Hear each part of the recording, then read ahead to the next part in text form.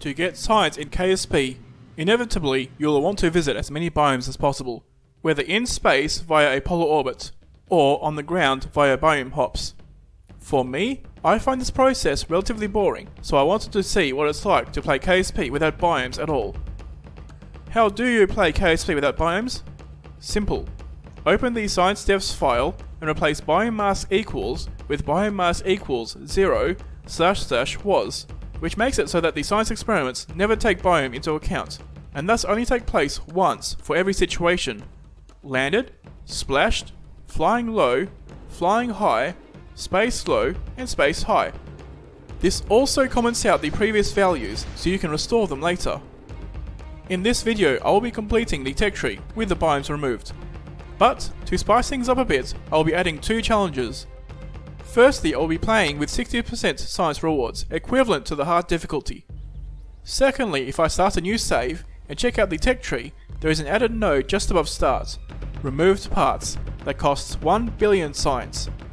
I have removed the ion engine, xenon tanks, nuclear engine, reliant, swivel, terrier, poodle, mainsail and spark, and placed them all in removed parts, as otherwise, these are engines I usually rely on, and removing them will make things more interesting.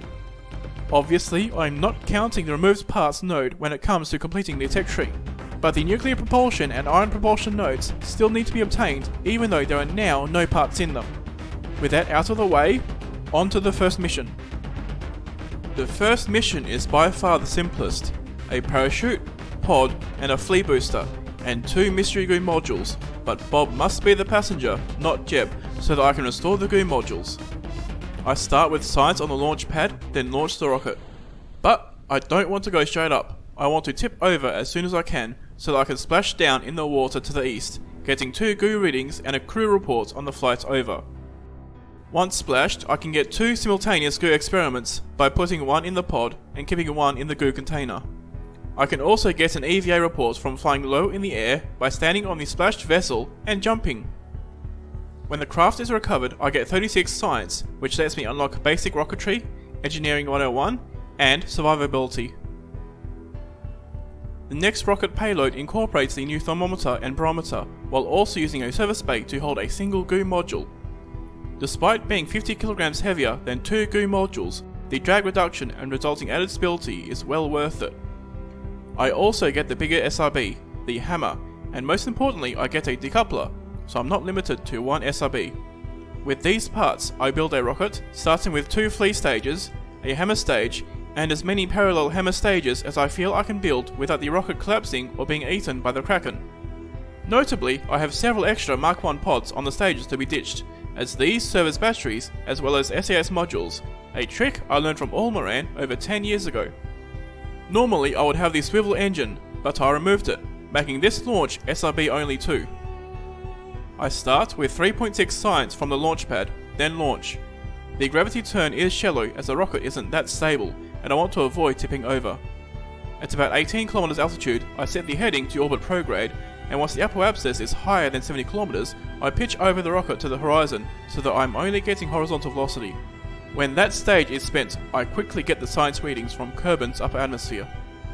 Then, to insert into an orbit, I set up a maneuver node just to have a reference heading, activate the 4 hammer stage, wait until the new apoapsis and activate the last hammer stage. When done, I'm in a 141 km by 3,567 km orbit, and get Kerbin Space Low Science, then Kerbin Space High Science. So, that's it for this mission, right? Wrong. I have 2 flea stages, one with 473 meters per second of delta V, and one with 837 meters per second of delta V. With the first stage, I set up a carefully timed maneuver of exactly 473 meters per second to get me onto a Mana flyby with a periapsis of 20 kilometers. This is very precise though, and takes many attempts, but I get it after a while. The effect of the flyby is twofold. I get science from space high and low to the Mun, and it puts me onto a free return trajectory with Kerbin, albeit with a periapsis below the ground.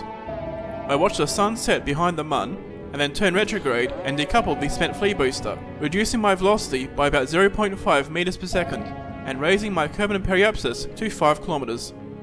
But 5 kilometers is still too low, so I set up a burn close to Kerb's periapsis at about 225 kilometers altitude, with a radial component to raise the periapsis and a retrograde component to burn off as much velocity as I can before I enter the atmosphere. Crucially, these components add up to 837 meters per second, the delta V of my last booster. From here, I leave the booster attached, so that it and the service bay will act as a heat shield and set the ship's orientation to surface retrograde. The re-entry goes extremely smoothly. I decouple the booster, get 8.4 science from the thermometer and barometer in the lower atmosphere, and gently float to the ground under the parachute.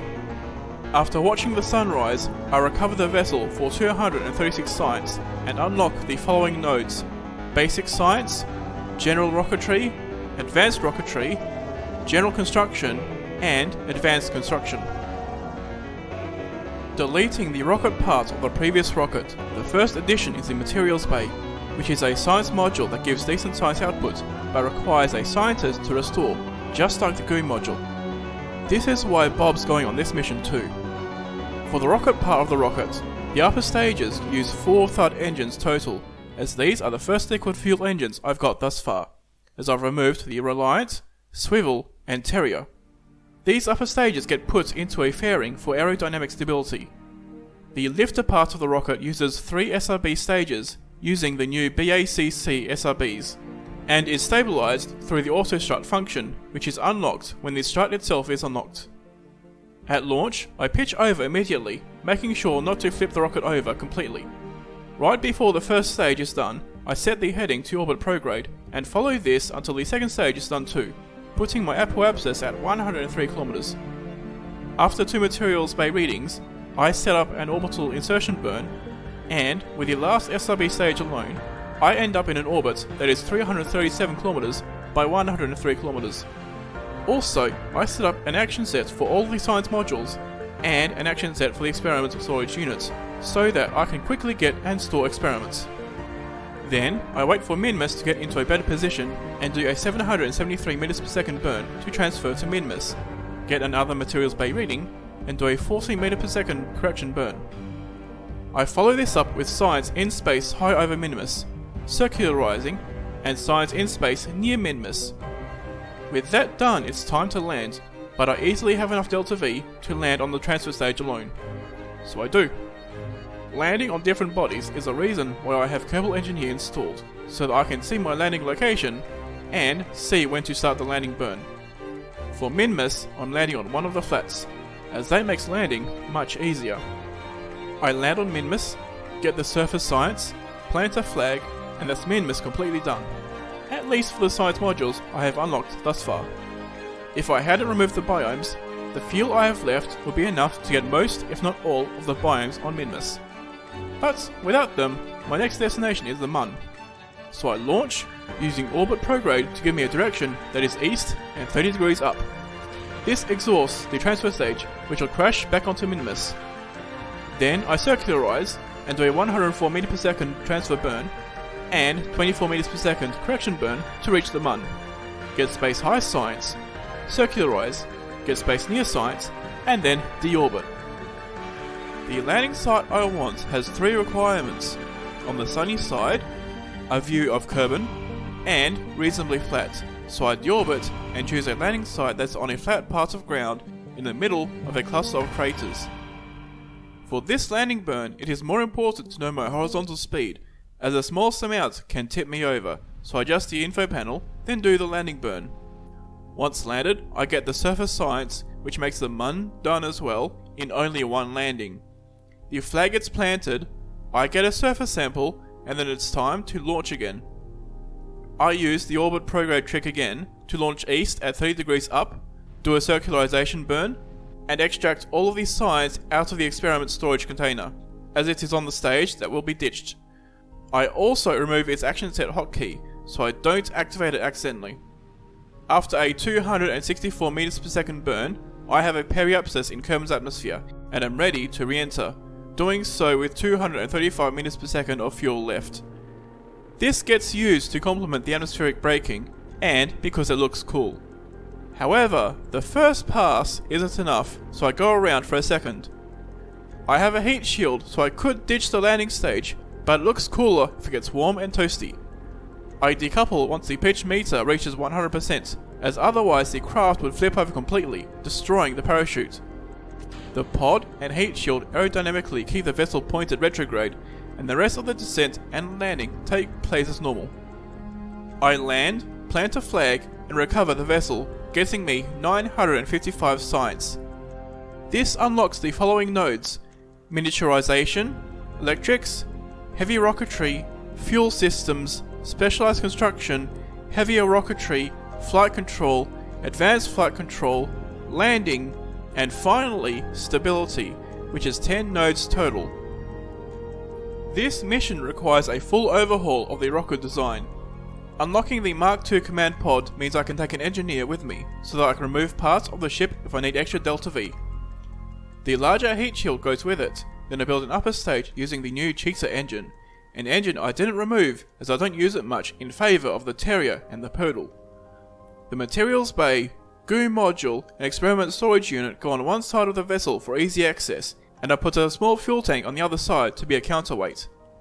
But the science equipment has one addition: the EVA experiments kit, which can be deployed by a scientist and provides as much science as the materials bay does. Even in the unmodified game, this can only be used once in each situation, which means that the relative benefit is only magnified with biomes removed. I also have solar panels now, which means that I only need enough electricity to make it through the shadows of planets. Finally, the rocket itself. The upper 3 stages make use of the Cheetah engines. Then I have one stage using the new Skipper engines, assisted by a total of 24 Thud engines. And finally, one stage on the bottom with a total of 13 Thoroughbred boosters. For this launch, I launch straight up, then turn to orbit prograde at 6 km up. When the SRB stage is done, I fire up the Skipper stage, which brings me to an apoapsis of 86 km. I ditch the fairing, and to remove the fairing debris, I quick save and quick load. One circularization burn, and I'm in orbit with 1,200 meters per second left in the Skipper stage. The first destination is Duna. I use Kerbal Engineer to know the exact phase angle I'm at, and plot an ejection burn once I'm in the right position. 1,036 meters per second later, and I'm on a near-intercept trajectory. I do 2 EVA science experiments in space over Kerbin, and then leave Kerbin's SOI completely. To avoid flying into space as I spin away, I press F as fast as possible to attach back onto the ladder, which still gets me the science. It is here that I realize that without a pilot, I cannot plot maneuver nodes, as I have not unlocked a strong enough communication antenna. Oh no! Anyway, I guess I'm flying this mission manual. I get science from space high over the sun, move the experiment storage container so that Bob can reach the materials bay, then do a correction burn using a guess and check method to know what direction I need to burn in. Overall, this burn uses 156 meters per second, and I have 48 meters per second in the stage, which I use to burn off a tiny amount of speed, while ensuring that the spent Skipper stage crashes into Duna. I get Duna space high science, watch the debris crash into Duna, get Duna space low science, and do a capture burn. Unfortunately, this orbit is significantly inclined, with ascending and descending nodes close to Duna, so that I cannot cheaply match planes with Ike. I raise my periapsis, then do a plane change maneuver for 81 meters per second, which was less than I expected. I raise the periapsis again until I get an intercept, fine tune it, and then get science in space high over Ike, science in space near Ike, then do a capture burn. The next step is landing, so I set up a landing in the lowlands, and with the guidance of Kerbal Engineer, I land easily, despite the size and height of the rocket. However, the rocket is tipped over by about 10 degrees, so I retract 3 of the landing legs to try to correct this, but it doesn't work as well as I'd hoped. So, Bob comes out anyway to get a surface sample, surface EVA report, and play a round of golf, all while the lander is sliding around behind him. With Ike surface science done, I've gotten all the science I could get from the Duna system, with the exception of Duna's atmosphere and surface, and this craft is not equipped to land on Duna. No pole orbits or biome hops necessary. So, with 7 km per second delta V left, what is my next destination? Eve. I await for the right phase angle and do a Duna ejection burn directly from Ike, ejecting the radial engines partway in. This takes a few tries just to get the ejection angle right, and when I'm done, I have 1843 meters per second left in the stage. I do a correction burn for 422 meters per second, get Eve space high science, Eve space low science, and capture for 1043 meters per second. Maybe I could have reduced this with a flyby, but oh well. I do however forget to do an Eve space low EVA report, and EVA experiments activity. Oops. Next step, Gilly.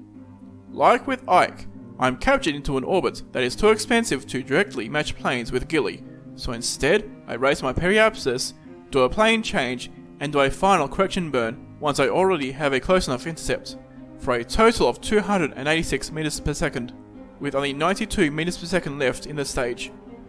I reach Gilly, use up the fuel in the penultimate stage, and capture with the final landed stage, putting me straight onto an impact trajectory.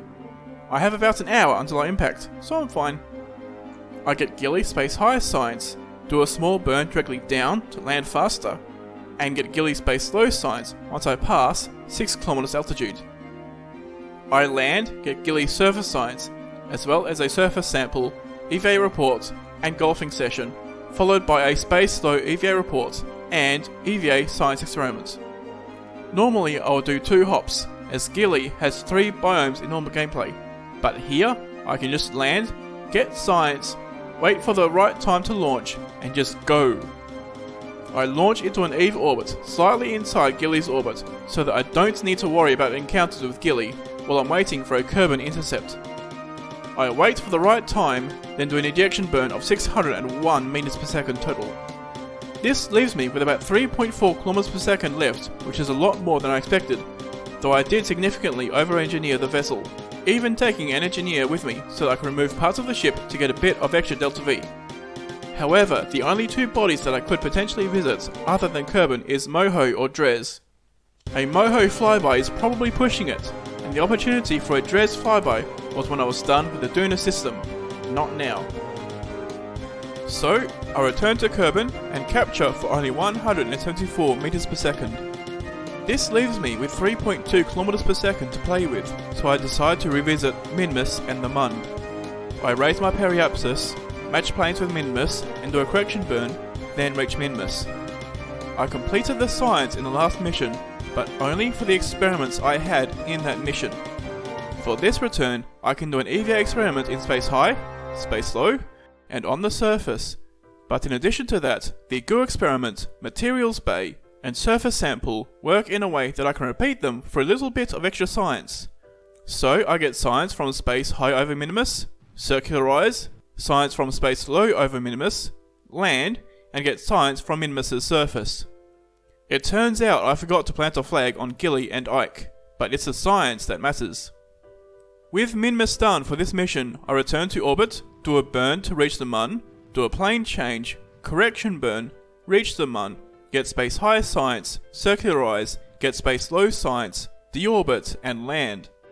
I get science from the surface, and at this point I'm done with the Mun as well, with 99 science experiments obtained.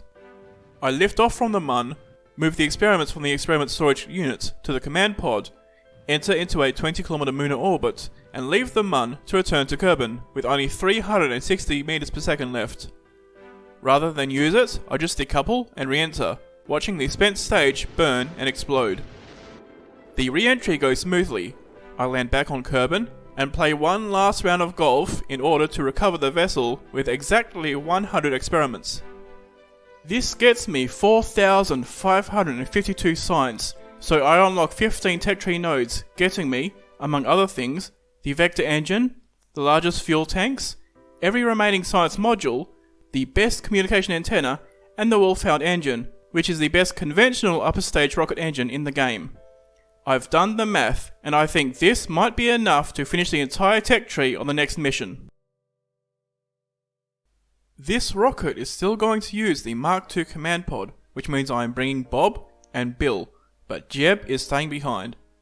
I add an accelerometer, gravimeter and magnetometer and build an upper stage that flares out to size 2, which lets me attach the new Wolfhound engine. Usually I'd use the nuclear or ion engines, but those are slow and boring. I also attach an infrared telescope. This doesn't produce that much science and can only be used in space high, but the science margins are close enough to make it necessary. With the new antennas I have, I will be able to plot maneuver nodes at Jool without Jeb. I built a second Wolfhound stage that is capable of landing on small bodies, and a third Wolfhound stage for extra oomph. I had a size 3 stage powered by Rhino engines, and finally, on the bottom, a size 4 stage powered by a ton of the Vector engines. These were kept as they had the largest thrust to weight ratio, and therefore enabled the largest payloads. With the rocket built, I launch. Oh no! Anyway, with a rocket built, I launch. I pitch over 7 kilometers up, and the gravity turn takes place as normal. However, the second stage is assisted by 12 Vector engines, which, with their very large gimbal range, make the rocket unstable. Still, I make it to an apoapsis of 80 kilometers and circularize. I wait for the Jool transfer window, do half of the ejection burn, then do the other half of the ejection burn, both with the second lifter stage. I guess this rocket is also ludicrously overpowered. Between burns, I do turn off the gimbals of the Vector engines, which makes the rocket a lot more stable. On the way to Jool, I get some science with the new science parts, then do a correction burn of 135 meters per second to bring my Joolian periapsis to the altitude of Tylo, with a low inclination. After that, I wait until I enter Jool's SOI, get Jool space high science, then do a 78 meters per second retrograde burn to ensure that I intercept Tylo. Despite playing these last 3 missions with some degree of brute force, Tylo is so effective at capturing vessels into Jool orbit that even I plot a gravity assist off of it to capture. This also gives me a Tylo orbit that is below the in-space low limit, so I get Tylo space high science and space low science here, making Tylo done with the exception of its surface, which this vessel is not equipped for. If I was playing this with biomes, I would need to capture into a Tylo orbit to get all the biomes, which in itself would take a long time as Tylo rotates very slowly, and the Mara and Minor Craters biomes are very small. After leaving Tylo, I'm in an elliptical orbit that is below Jool's in-space low limits of 4,000 kilometers, so I get science there too. My plan was to visit Lathe next, but I wasn't getting any cheap encounters, but I do get one with Val, requiring only an 18 meters per second adjustment after an unintended Tylo flyby. I get Val space high and space low science, then plot a maneuver to reach Lathe for 78 meters per second. Unfortunately, with the orbit I'm in, I have a choice of a post-Lathe orbit that crashes me into Jool, or a post-Lathe orbit that flings me out of the system entirely. I choose the latter, get Lathe space high science, Lathe space low science, then do a retrograde burn at the periapsis to ensure my Joolian orbit stays inside Jool's sphere of influence. I'm not done here after all, as there's still Pole and Bop. This maneuver does drain the last of the fuel in my lifter stage, so my rocket looks a little bit less overbuilt now. I raise my periapsis to meet Pole, match planes, then do a retrograde burn at periapsis to get an intercept. After another correction burn, I reach Pole, get space high science, circularize at 22 km altitude, lower the orbit to 10 km, then get space low science. With biomes removed, maxing out the science in space thus far was possible with flybys only, saving me approximately 5 to 7 km of delta V thus far. But, for Pole, I want to land as it is extremely easy to land here, and Pole has a 12 times science multiplier on the surface, versus a 9 times multiplier in space low.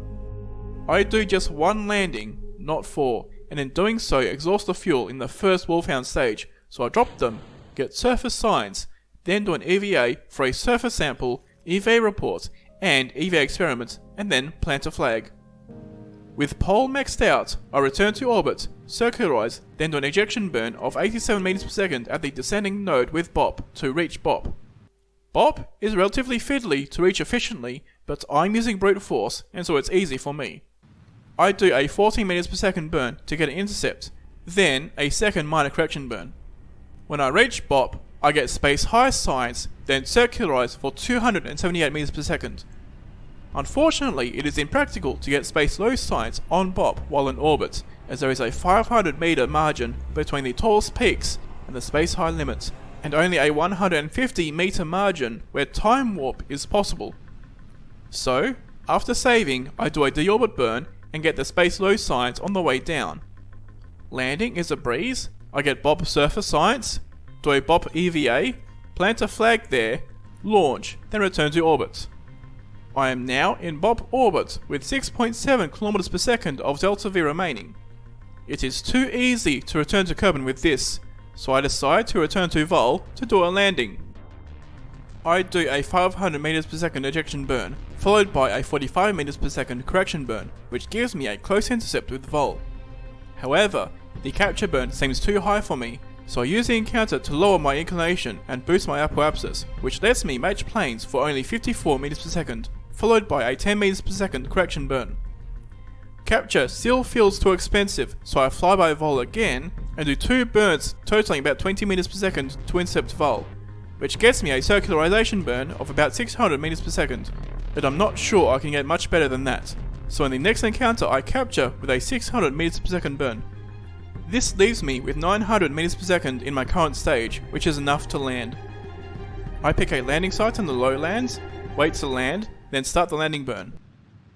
Oh no, that's really close! Turns out, I started the landing burn too late. So, I try again, starting the landing burn earlier, and successfully land. Right before I do, my outer Wolfhound stage runs out of fuel, but the central engine has enough thrust to land on its own. I get surface science, then do one last EVA. Luckily, the EVA jetpack has barely enough thrust to land and take off, so I do the EVA surface science, then return to the command pod. With Vol's surface completely done, I launch back into orbit. Except, my final stage doesn't have enough control torque, and so I end up flipping over into the ground. So, good thing I have an engineer. Bill goes on EVA and moves 2 of the SAS modules from the outer stage onto the final stage, and with these, I easily launch into orbit, then circularize. I now have 3.5 km per second of delta V left, so I plot an ejection burn of 1082 meters per second that gets me a close encounter with Kerbin, and I didn't even have to wait for the right phase angle. I move my science from the experiment storage unit to the command pod, leave Jool, then do a 66 meters per second correction burn, then wait until I reach Kerbin. It turns out that my margins are high enough that I can capture directly into an orbit with a 2 km per second burn, so I capture into an elliptical orbit, lower my periapsis to 30 km, then re-enter, using the last of my fuel to burn off as much velocity as I can. This puts my periapsis at 7 km, but I have a heat shield for a reason. I watch the final stage get warmed, then complete the re-entry. After landing safely, I recover the vessel and get 13,194 science. This is enough to get every single node remaining in the tech tree, with a bit over 2,000 science remaining. But, what if I didn't have enough? I'd have to do a 6th mission, right? Nope. When I launched the Jool mission, I didn't just launch 1 vessel, I launched 5. I added 4 probes to the vessel that detach between the 2 ejection burns from Kerbin to Jool. Each has a magnetometer, a gravimeter, and an accelerometer, as well as about 5 km per second of delta V, and the ability to re-enter at interplanetary speeds. But I didn't need them after all. So, with the big Jool mission that landed on Pol, BOP, and Vol, and did a flyby of Tylo and Lathe, that concludes Kerbal Space Program, completed without biomes and with only 5 launches. But this video isn't just about completing KSP, it's also about whether removing biomes makes KSP more or less fun. The difference is felt somewhat in the early game, but even without biomes I was able to unlock enough nodes to make landing on Minmus and the Mun easy. In the late game, this change streamlines the missions quite a bit, as I could go straight from a flyby to an orbit to landing, rather than waiting in orbit for a while to get all the biomes in space. So, should you play KSP without biomes? I think that it is definitely worth trying, as it removes 2 boring parts of completing KSP, and necessitates progression from reaching orbit to landing on the Mun and Minmus to going interplanetary. Should Squad not have implemented biomes then? I don't think so, as this system both rewards multiple landings as well as provides an incentive to build orbit-only missions rather than only doing flybys and landings. Perhaps some changes could have been made to make this system better, like having space biomes be replaced with a passive scanning mechanic like the ScanSat mod had, or having rovers be able to move between biomes autonomously while the player flies other vessels, which would make rovers better than biome hops, mirroring how space agencies in real life explore Mars, with rovers and patience. The last point to make is that the KSP Tech Tree is actually pretty easy to complete. Without biomes, there is one quarter of the science as there is with biomes, and even with a 60% difficulty modifier, I was still able to complete the tech tree without landing on Tylo, Lathe, Duna or Eve, and without even visiting Elu, Dres or Moho at all. With biomes, the abundance of science is high enough that there is 23,000 science available in the Kerbal system alone, and Moho, Eve, Duna, Lathe, Vol, Tylo and Elu all have enough science on their own to complete the tech tree. So, on top of making videos, I have spent some time working on a simple hard mode mod that spreads out the parts a little bit more and aims to make it harder to max out the tech tree in so few launches. If this video does well, I may make that into another video down the line and release the mod. But, with how I pipeline these videos, that won't be until next year. Still, let me know your thoughts in the comments. As for the all fish in 1.6 video, I've been looking for a seed to complete that challenge with, but haven't found one that suits my needs yet. So, next month's video probably won't be that, unless something changes. If you want to see what video I make next, subscribe to find out.